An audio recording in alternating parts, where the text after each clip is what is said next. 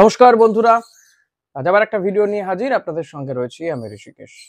ভারতীয় ফুটবল নিয়ে গত কয়েকদিন ধরে প্রচুর আলোচনা করেছি এবং ভারতীয় ফুটবল নিয়ে সত্যি পজিটিভ আলোচনা করার জায়গা এই মুহূর্তে দাঁড়িয়ে নেই, তাই পজিটিভ আলোচনা করতে পারছি না। অনেকের রাগ অভিমান হতে পারে যে কেন এভাবে বলছি, কিন্তু সত্যি ভারতীয় ফুটবলের যা অবস্থা তাতে পজিটিভ কিছু বলার জায়গা সত্যি তৈরি হয়নি। বা আমরা ভাববো অন্তত যদি ভারত, হংকং, থাইল্যান্ড এই সমস্ত টিমগুলোর বিরুদ্ধে ড্র করতো, লড়াই করে ড্র করতো, হয়তো আমরা পজিটিভ বললেও বলতে পারতাম, ভাবনা চিন্তা করতে পারতাম। কিন্তু সেই জায়গাটাই নেই, ফলে তো পজিটিভ কিছু বলতে পারছি না। থাইল্যান্ড এবং হংকং এই দুটো ম্যাচ ব্যাক টু ব্যাক, একটা তো ফ্রেন্ডলি ম্যাচ ছিল এবং একটা এএফসি এশিয়ান কাপ কোয়ালিফাইং রাউন্ডের ম্যাচ ছিল হংকং। এই ম্যাচ দুটো পরপর হারার ফলে ভারতের যে ফিফা র্যাঙ্কিং সেটা এখন কত দাঁড়িয়েছে বলে আপনার মনে হয়? উন্নতি হয়েছে? আগে না, উন্নতি হয়নি। আরো 6 ধাপ নিচে নেমে গেছে। ঠিকই শুনছেন, 6 ধাপ। 127 ছিল, সেখান থেকে নেমে 133 হয়ে গেল। ভারতের ফিফা র্যাঙ্কিং 133 বর্তমানে। তো আমার মনে হয় প্রত্যেকে খুব আনন্দ পেয়েছেন, হাততালি দেবেন যারা কল্যাণ চৌবেদের ভীষণ প্রিয়, কল্যাণ চৌবে যাদের কাছে, বা এই এআইএফএফ যাদের জন্য প্রাণ ওষ্ঠাগত হয়ে যায় কারো কারো, যাদেরকে যাদের সম্পর্কে বললে যারা মনে করেন যে একটু বাড়তি বলে ফেলছি আমরা বা আমি কল্যাণ চৌবেদের বিরুদ্ধে কথা বললে, তো তারা নিশ্চয়ই হাততালি দেবেন যে ভারতের র্যাঙ্ক 133 হচ্ছে অসম্ভব ভালো, দারুণ, ফাটাফাটি। তো যাই হোক, হয়তো কোথাও গিয়ে যেহেতু মানালো মার্কোয়েস তিনি পদত্যাগ করেছেন, পদত্যাগ কিন্তু করে দিয়েছেন, কিন্তু এআইএফএফ এক্ষুনি ঘোষণা করতে চাইছে না। কারণ শোনা যাচ্ছে এআইএফএফ নাকি মানালোকে দিয়ে একটা চুক্তিপত্র সাইন করাবেন। একদিকে তো মানালো যেহেতু 3 বছরের চুক্তি আবদ্ধ ছিলেন, ফলত তাকে যদি এই চুক্তি ভঙ্গ করতে হয় তো উল্টে তাকে টাকা দিতে হবে ফেডারেশনকে। কিন্তু সেটাও যাতে না হয়, আবার মানালো যে যে জিনিসগুলো চেয়েছিলেন, যে যে খামতিগুলো ছিল যেটা তিনি চেয়ে পাননি ফেডারেশনের কাছ থেকে, সেগুলোও যাতে মানালো হঠাৎ করে প্রেস কনফারেন্স করে না বলেন তার এই ব্যর্থতা কেন সেটা নিয়ে দাবি করতে গিয়ে। কারণ এতগুলো ম্যাচ খেলেছে মানালোর আন্ডারে ভারতীয় দল, প্রায় 8-9টা ম্যাচ খেলেছে, তার মধ্যে একটি মাত্র ম্যাচে জয় পেয়েছে, সেটাও ফিফা ফ্রেন্ডলি ম্যাচ। তো সেই কারণেই কিন্তু শোনা যাচ্ছে যে এআইএফএফ মানালোকে দিয়ে একটি চুক্তিপত্রতে সাইন করাবে, যাতে মানালো এই পদত্যাগ করার পরে তিনি কোনো সংবাদ মাধ্যমে ফেডারেশনের বিরুদ্ধে, কল্যাণ চৌবেদের বিরুদ্ধে একটিও শব্দ না করেন। কারণ ইগো স্টিমাচকে মাথায় রেখেই কিন্তু এআইএফএফ এই ধরনের একটা পরিকল্পনা করেছে। অর্থাৎ আমরা অপরাধ করে যাব, ভুল করব, কোচ যা চাইবে সেটা দেব না, কিন্তু সেটা প্রকাশ্যে বলা যাবে না ভাই। এটাই হচ্ছে মূল বিষয় আর কি। তো যাই হোক, তো মানালো সরে যাওয়ার পরে পরে অবশেষে এআইএফএফ তারা মনে করছে যে এবার এই স্টপ গ্যাপ কোচ হিসেবে একজন ভারতীয় কোচ দরকার। ভারতীয় কোচের দাবি বহুদিন ধরে বহু মানুষ করে আসছেন।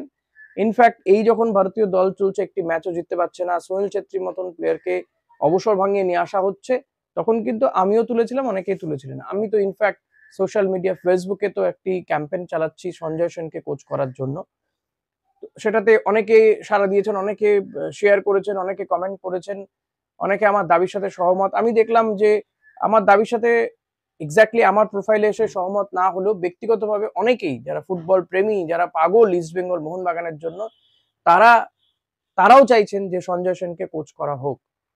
তো একটি ইন্টারভিউতে দেখছিলাম সঞ্জয় সেন, মানে এক্সট্রা টাইমেরই ইন্টারভিউ বোধহয়, এক্সট্রা টাইমের ইন্টারভিউতে সঞ্জয় সেন তিনি বলছেন যে তার কাছে এমন কোনো অফার আসেনি, তবে হ্যাঁ, তিনি কোচ হতে পারলে গর্বিত অনুভব করবেন। তো নিঃসন্দেহে এমন যখন কথাবার্তা চলছে তখন এআইএফএফও ভাবছে যে এই সময় এসে, কারণ ভারতের এই এএফসি এশিয়ান কাপ কোয়ালিফাই করতে 4টে ম্যাচ বাকি রয়েছে, 4টে ম্যাচই জিততে হবে, কঠিন একটা জায়গায় যা পারফরমেন্স, তাতে সম্ভাবনা নেই বললেই চলে। তবুও অঙ্কের বিচারে হয়তো রয়ে গেছে, কারণ 13 এই 4টে ম্যাচে যদি ভারত জেতে তাহলে 3-4-12 আর 13 পয়েন্ট হবে। একমাত্র হংকং এরই 13 পয়েন্ট হতে পারে, সেক্ষেত্রে গোল পার্থক্যে হয়তো ভারত 1 নম্বর দল হতে পারে এই গ্রুপ থেকে।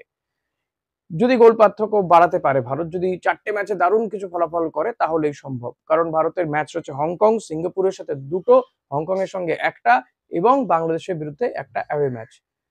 তো সেই সম্ভাবনা নেই বললেই চলে, কিন্তু এই সময় কোন বিদেশি কোচ এসে দায়িত্ব নেবে, সেই কারণে এবার এআইএফএফ মনে করছে যে স্টপগ্যাপ একজন ভারতীয় কোচকে দিয়ে কাজ চালাতে। তো তারা মনে করছে যে খালেদ জামিল এক্ষেত্রে উপযুক্ত হবেন এবং খালেদ জামিল হলে আমার অন্তত কোনো আপত্তি নেই। খালেদ জামিল হল লড়াকু একজন কোচ। তিনি এই জামশেদপুর এফসিকে নিয়ে, যে জামশেদপুর এফসিতে তথাকথিত তেমন কোনো ভালো মানের ফুটবলার ছিল না, অর্থাৎ অন্তত যাদের নাম প্রচুর, সেই জামশেদপুরকে নিয়ে তিনি ফুল ফুটিয়েছেন, ভালো খেলা দেখিয়েছেন। তো সেই কারণেই মনে করা হচ্ছে যে জামশেদপুর এফসির কোচ খালিদ জামিলকেই কিন্তু ভারতীয় দলে দায়িত্ব দেওয়া হতে পারে। সেটা অফিসিয়ালি হয়তো অ্যানাউন্সমেন্ট হতে আরো কিছুটা সময় লাগবে। মানালো যেমন অফিসিয়ালি পদত্যাগ করবেন, তো তারপরে হয়তো অফিসিয়ালি জানানো হবে। তবে যদি খালেদ জামিল আসুক বা যেই কোচ আসুক না কেন, তিনি এলে কিন্তু বিপদে পড়বেন সবথেকে এই ভারতীয় দলে, সেটা হচ্ছে সুনীল ছেত্রী। কারণ এআইএফএফ বা মানালো তারা কিন্তু সুনীল ছেত্রীকে অবসর ভাঙিয়ে তাকে দলে নিয়ে এসেছিলেন, কিন্তু তার পারফরমেন্স আহামরি কিছু নয়। ভারত হারছে বা ড্র হয়েছে, তো এর থেকে আর কি খারাপ হতে পারে? তো সুনীল ছেত্রীকে অবভিয়াসলি সেই কোচ চাইবেন না, তাকে বসিয়ে দেবেন। তাহলে সুনীল ছেত্রীতে অবসর ভেঙে আসার কোনো মানে দাঁড়ায় না। সেই কারণে শোনা যাচ্ছে সুনীল ছেত্রী যে দ্বিতীয় অবসর তিনি কবে নেবেন সেটা নিয়ে ভাবনা চিন্তা করছেন। আর এবার নাকি সুনীল ছেত্রী ক্লাব এবং দেশ দুটো জায়গা থেকেই অবসর নিয়ে নিতে পারেন। কারণ চতুর্দিকে সুনীল ছেত্রীর এই অবসর ভেঙে ফিরে আসাটা নিয়ে অনেকেই সমালোচনা করেছেন। তিনি কেন ফিরে এলেন সেটা নিয়েও কিন্তু অনেকে কটূক্তি করেছেন, করতে ছাড়েননি। তো আমার মনে হয় সুনীলের কানেও সেই কথাগুলো গিয়েছে। সুনীলের মতন এমন একজন ফুটবলারের কাছে এটা এক্সপেক্টেড ছিল না যে তিনি ফিরে আসবেন। তিনি ভারতীয় ফুটবলকে অনেক কিছু দিয়েছেন। তিনি সম্মান পাওয়া তার প্রাপ্য, কিন্তু উল্টোটা হচ্ছে এখন দাঁড়িয়ে। তো সেই কারণেই সুনীল ছেত্রী মনে করছেন যে তিনি এই দুটো জায়গা থেকে হয়তো তিনি পদত্যাগ করবেন বা সরে দাঁড়াবেন, অবসর নেবেন। দেখা যাক সেটা আদৌ হয় কিনা, অফিসিয়ালি অ্যানাউন্সমেন্ট আসে কিনা। আর এদিকে অফিসিয়ালি আজকেই কিন্তু ট্রান্সফার উইন্ডো খুলে গেল ভারতে, 12ই জুন। আজ থেকেই বলা যেতে পারে রেজিস্ট্রেশন বা সাইনিং পর্ব শুরু হয়ে যাবে। তো আশা করব এই 2-1 দিনের মধ্যে বড় কোনো চমক দেখবো বিভিন্ন দলগুলোতে। ইস্ট বেঙ্গল তো ইতিমধ্যেই মোটামুটি ভাবে কনফার্ম করে ফেলেছে বিদেশি দুজনকে, আলটিমেটলি দুজন বিদেশি কনফার্ম হয়েছে, আরো দুজন বিদেশি নেওয়া হবে। তো এটা অত্যন্ত গোপনীয়তার সঙ্গে হচ্ছে, যে কারণে আরো দুজন বিদেশি কে বা কারা সেটা কনফার্ম কিছু জানা যায়নি। অনেকগুলো নাম ভাসছে, যেগুলোর মধ্যে আপনাদেরকে আমিও আগে জানিয়েছি।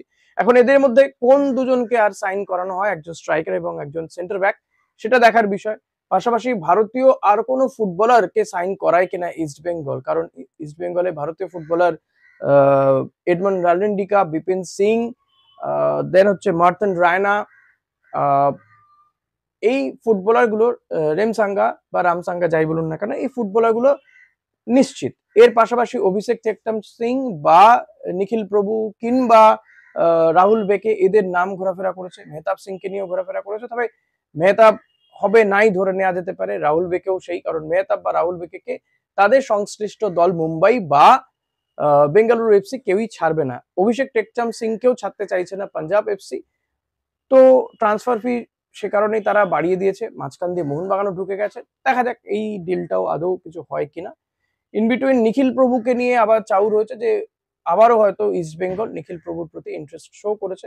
এখন সবটাই ডিপেন্ড করছে যে হবে কি হবে না তার উপরে। তো এই ট্রান্সফার উইন্ডো খুলে গেল। তো আশা করব এই 2-1 দিনের মধ্যে আরো বেশ কিছু নাম শোনা যাবে, যারা হয়তো ইস্ট বেঙ্গল মোহনবাগানে সাইন করে ফেলবেন। তো দেখা যাক কি হয়, কারণ এই 2-3 দিন কিন্তু ট্রান্সফার মার্কেটে একেবারে কি বলবো, হালচাল পড়ে যাবে। প্রচুর খবর বেরিয়ে আসবে। এই দলে সাইন করলো, ও ওই দলে সাইন করলো, এরকম কিছু দেখা যাবে। তো দেখা যাক কি কি বেরিয়ে আসে। তো আপনাদেরকে অতি অবশ্যই বলবো আমার এই চ্যানেলে নজর রাখবেন। Thank you.